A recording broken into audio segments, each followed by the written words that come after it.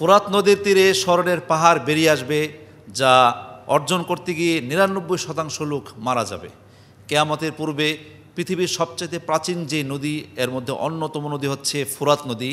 সেই ফুরাত নদীর পানি একসময় শুকিয়ে যাবে, অলরেডি এখনই শুকিয়ে যাচ্ছে, অল্প একটু পানি আছে।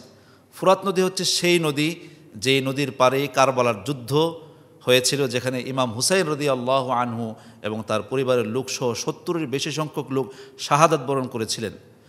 ইরাকের মুসেল নগরীর সেই কারবালার পাশেই সেই ফুরাত নদী অবস্থিত। কিয়ামতের পূর্বে সেই ফুরাত নদী একসময় শুকিয়ে যাবে, তার ভিতর থেকে স্বর্ণ বেরিয়ে আসবে, আর ওই স্বর্ণ নিতে গিয়ে অসংখ্য মানুষ মারা যাবে, যাদের সংখ্যা হবে একেবারে 100-র মধ্যে 99 জন লোক এই স্বর্ণ নিয়ে কারাকারি করতে গিয়ে মারা যাবে। রাসূল সাল্লাল্লাহু আলাইহি ওয়াসাল্লাম এই বিষয়ে ইরশাদ করেছেন যে হযরত উবাই ইবনে কাব রাদিয়াল্লাহু আনহু বলেন, আমি নবী করিম সাল্লাল্লাহু আলাইহি ওয়াসাল্লামকে বলতে শুনেছি যে রাসূল সাল্লাল্লাহু আলাইহি ওয়াসাল্লাম বলেছেন, অচিরেই ফুরাত নদীর তীরে স্বর্ণের পাহাড় ভেসে আসবে।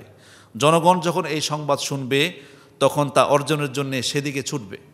অর্থাৎ যখন মানুষ জানবে যে ফুরাত নদীতে স্বর্ণের পাহাড় বেরিয়ে এসেছে, তখন সবাই ওই স্বর্ণ নেওয়ার জন্যে দলে দলে বিভিন্ন জায়গা থেকে পঙ্গপালের মতো ছুটে আসবে। তারা বলবে, আমরা যদি জনগণকে সুযোগ দিই তাহলে তারা সমগ্র পাহাড় নিয়ে চলে যাবে। তখন সেখানে যুদ্ধ আরম্ভ হয়ে যাবে এবং 99% ভালো লোক সেখানে নিহত হবে। এটা মুসলিম শরীফের হাদিস। অর্থাৎ এই স্বর্ণ যখন বেরিয়ে আসবে, তখন স্থানীয়দের কাছ থেকে এই সংবাদ সারা বিশ্বময় ছড়িয়ে যাবে। চতুর্দিক থেকে মানুষ এই স্বর্ণ নেওয়ার জন্যে আসবে এবং পরস্পর যুদ্ধে লিপ্ত হবে, কার আগে কে স্বর্ণ নেবে।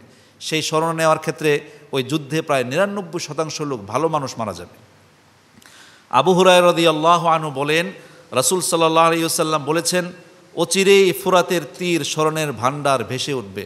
অর্থাৎ ফুরাত নদীর যে তীর, ওই তীর শুকিয়ে ভিতর থেকে স্বর্ণের যেই ভাণ্ডার রয়েছে আল্লাহ তাআলা গোপন করে রেখেছেন তা বেরিয়ে আসবে।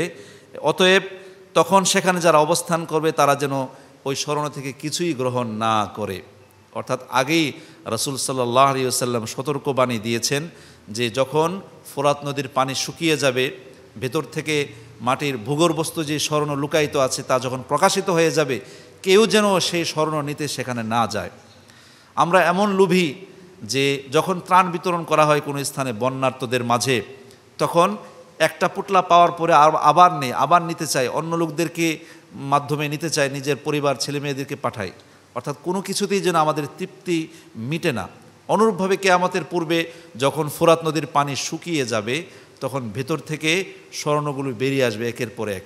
এগুলো যখন মানুষ জানবে, তখন চতুর্দিক থেকে মানুষ এই স্বর্ণ নেওয়ার জন্য পাগল পারা হয়ে যাবে। কারণ স্বর্ণ হচ্ছে সবচাইতে দামি ধাতু। বর্তমান সময়ে সবচাইতে দামি জিনিসের নাম হচ্ছে স্বর্ণ। এই স্বর্ণ নেওয়ার জন্য মানুষ পাগল হয়ে যাবে। ওই স্বর্ণ নেওয়ার জন্য যেই প্রতিযোগিতা শুরু হয়ে যাবে, শেষ পর্যন্ত সেখানে যুদ্ধ হবে, প্রায় 99% ভালো মানুষগুলো সেখানে মারা যাবে। এজন্য রাসূল সাল্লাল্লাহু আলাইহি ওয়াসাল্লাম বলেছেন যে অচিরেই ফুরাতের তীর স্বর্ণের ভাণ্ডার ভেসে উঠবে। অতএব যারা সেখানে অবস্থান করবে তারা যেন স্বর্ণের ভাণ্ডার থেকে স্বর্ণের কিছুই যেন গ্রহণ না করে। কারণ এটা হচ্ছে লোভে হচ্ছে পাপ, পাপে হবে মৃত্যু। আর ওই স্বর্ণ সাধারণ কোনো স্বর্ণ নয়, ওই স্বর্ণ কিয়ামতের আলামতের একটি।